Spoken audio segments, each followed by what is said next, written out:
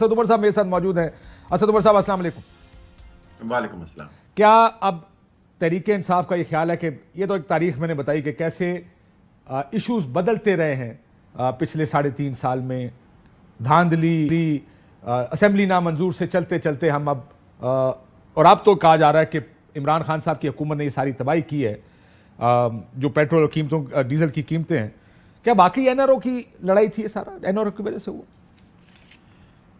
दो बातें काशिफ। एक तो बिल्कुल इमरान खान जो पहले दिन से कह रहे थे वो सच साबित हो गया।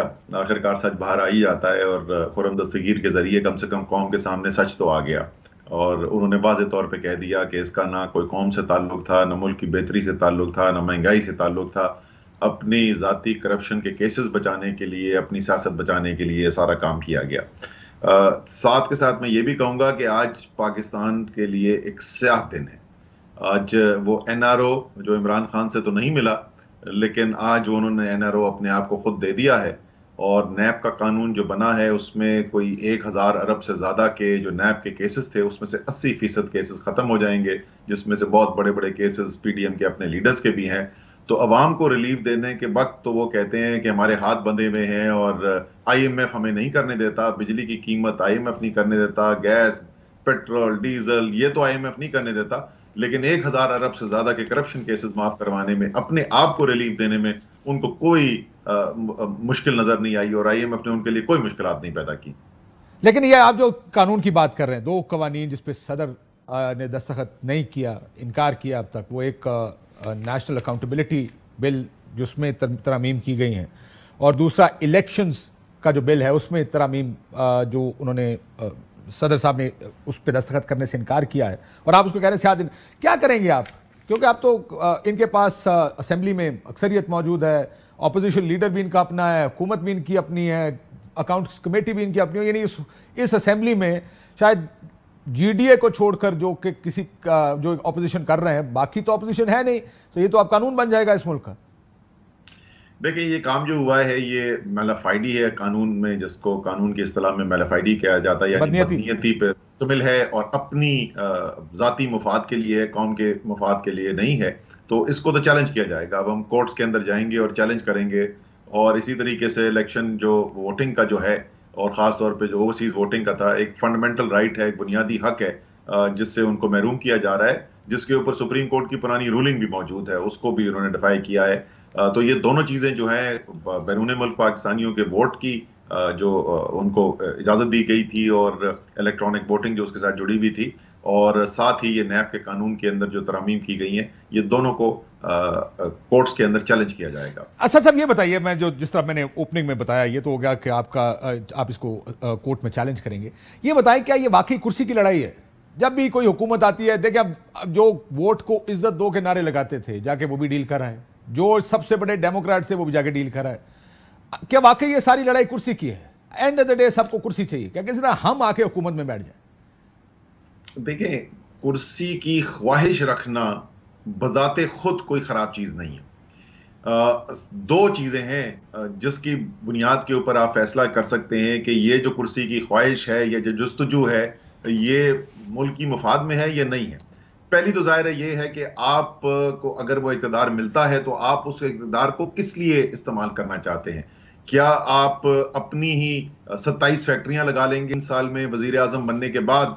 क्या आपके सरे में महल बन जाएंगे और आपके डायमंड नेकलेस जो है वो स्विट्जरलैंड पहुंच जाएंगे, या आप मुल्क की बेहतरी के लिए काम करेंगे? और दूसरी चीज कि वो रास्ता क्या इख्तियार करेंगे। क्या वो आइन के अंदर जो हुदूद दी गई हैं उस आइनी हुदूद के अंदर रह के ये आप कोशिश कर रहे हैं, या उस आइनी हुदूद से बाहर निकल के? लेकिन आइनी हुदूद में तो कोई नहीं रहता ना असद साहब। कुर्सी के लिए तो सारे आइनी हुदूद से बाहर जाते हैं, डीलें करते हैं एस्टैब्लिशमेंट के साथ, हुकूमत बनाने के लिए भी, हुकूमत गिराने के लिए भी। आपने की हुकूमत बनाने के लिए, उन्होंने की हुकूमत गिराने के लिए। वो तो नारे तो बाकी इसके गिर्द स्मोक स्क्रीन है, उसके गिर्द दावेदारी है कि हम बड़े साफ सुथरे लोग हैं, असूली लोग हैं। मैं भी उसमें बहस में नहीं पड़ता कि किसने डील की और किसने डील नहीं की, लेकिन इसमें तो कोई शक नहीं होना चाहिए ना। कम से कम सच को सच तो बोलना चाहिए, अच्छे और बुरे में तमीज तो करनी चाहिए। और मैं जरा सा इसके ऊपर कमेंट कर दूं, खुर्रम दस्तगीर ने जो कहा है उसके बाद में लार्जर इशू जो है ना, जो बड़ा तनाजुर है, मैं उसकी तरफ भी आता हूं। देखिए, जो उन्होंने कहा है, जैसे आपने इब्तदाइये के अंदर कहा कि अगर वो सिर्फ ये इल्जाम लगाते हैं इमरान खान के ऊपर कि इमरान खान ये करना चाहते हैं, तो वो एक सियासी हरीफ के बारे में उनकी एक तनकीद होती। राना सनाउल्लाह पता नहीं किसकी बात कर रहे हैं यार। मैं तो इस किस्म के जो भी इजलास होते हैं, शायद 3-4 लोग काबीना के अंदर थे जो जो सबसे अहम तरीन फैसलों के अंदर हमेशा शामिल होते थे। मेरे सामने तो कभी किसी ने ये प्रपोजल भी नहीं रखा कि कोई सेशन जज लगाए जाएं और कैसे करप्शन केसेस में बंद कर दिया जाए। पता नहीं इनको किसने बताया है। हो सकता है कि किसी ने बताया हो इनको और गलत इंफॉर्मेशन दी हो जान के मुश्किलात पैदा करने के लिए, लेकिन मेरे सामने ऐसी कोई बात नहीं गुजरी।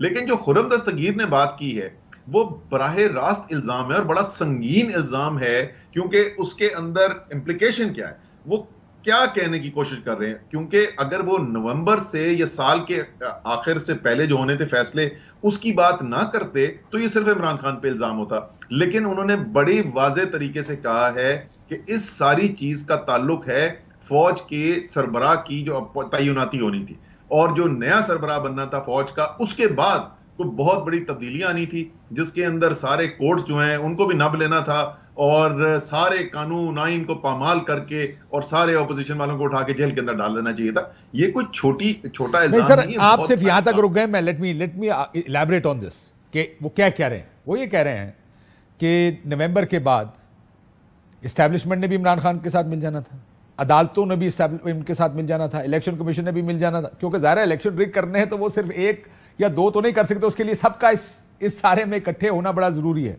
सो ये कह रहे हैं कि हमारे पास इंफॉर्मेशन ये है, और अगर आप राणा साहब का बयान इसके साथ मिला के पढ़ें कि जनाब ये तो सारा कुछ इन्होंने सारे को इकट्ठा करके कर देना था।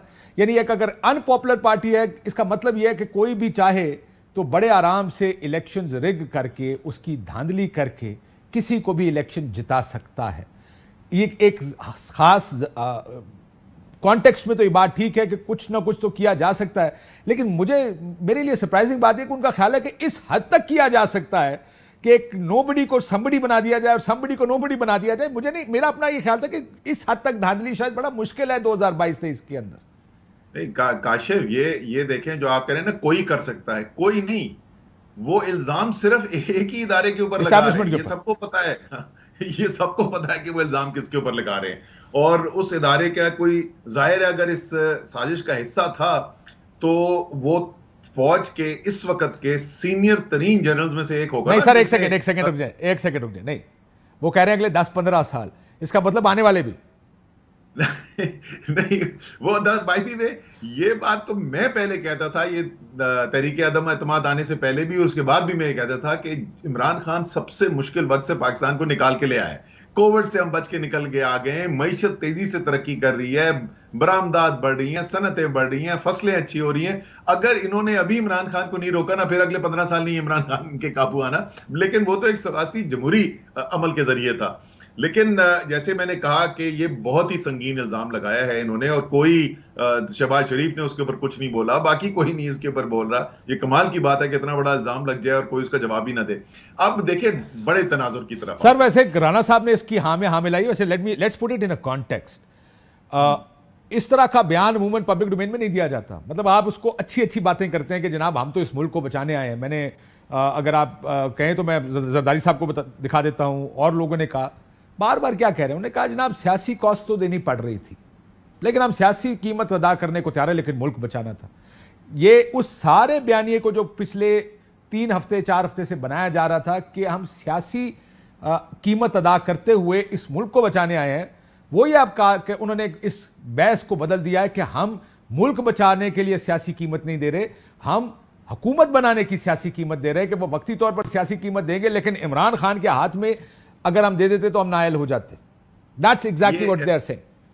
काशिफ, ये मेरे ख्याल में मजबूरी बनी इसलिए कि वो जो सारा बयानिया खड़ा किया हुआ था कि ये नायल हैं और मुल्क खराब हो गया और महंगाई जो है उसने अवाम के साथ जुल्म कर दिया, तो जिस तरीके से इन्होंने फैसले करके मुल्क के अंदर महंगाई के अंदर इजाफा किया, जिस तरीके से खुद बअम्र मजबूरी खुद रिपोर्ट्स रिलीज करके ये बताना पड़ा इनको और तस्दीक करनी पड़ी कि इमरान खान की हुकूमत होते हुए तो 6% मईशत बढ़ रही थी, तमाम इशारियों के अंदर बेहतरी नजर आ रही थी, तो वो बयानियां तो खत्म हो गया ना, तो दफनाया गया।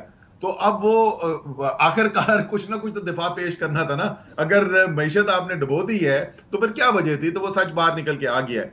लेकिन ये जो आप बात करें ना, ये बहुत सारी चीजें हैं पाकिस्तान में जिनके ऊपर खुल के बात होने की जरूरत है। और शायद पाकिस्तान की जमहूरियत को अब अगले सतह के ऊपर अगर आप ले जाना चाहते हैं, अच्छी चीज क्या हुई है? अच्छी चीज ये हुई है कि 2008 के बाद ये तीसरी असेंबली है जो अपना तकरीबन अपना वक्त मुकम्मल कर रही है। 5-5 साल पिछली 2 असेंबलियों ने पूरे किए, इसके तकरीबन 4 साल पूरे हो चुके हैं। तो ये तो बेहतरी की तरफ, तसलसल की तरफ गया है। लेकिन हो क्या रहा है? कोई इलेक्शन का रिजल्ट हारने वाली पार्टी मानने को तैयार नहीं है। कोई पार्टी ये मानने को तैयार नहीं है कि फ्री एंड फेयर एक माहौल है जहां पे एक जमहूरी कशमकश हो रही है। बार बार पार्टियां ये इल्जाम लगाती हैं कि आला तरीन अदालतों से भी जो फैसले करवाए जा रहे हैं वो भी फैसले असरअंदाज होकर करवाए जा रहे हैं, चाहे ठीक हो ये इल्जामात या नहीं हो ठीक, ये इल्जामात लगते चले जा रहे हैं। इसलिए मेरे ख्याल में एक कोई वो एतजाज हसन एक जमाने में बहुत इसकी बात करते थे, ट्रूथ एंड रिकंसिलिएशन नहीं कमीशन सर, वो बने। नहीं हो सकता। इस मुल्क में सच कोई नहीं हाँ? बोलेगा सर।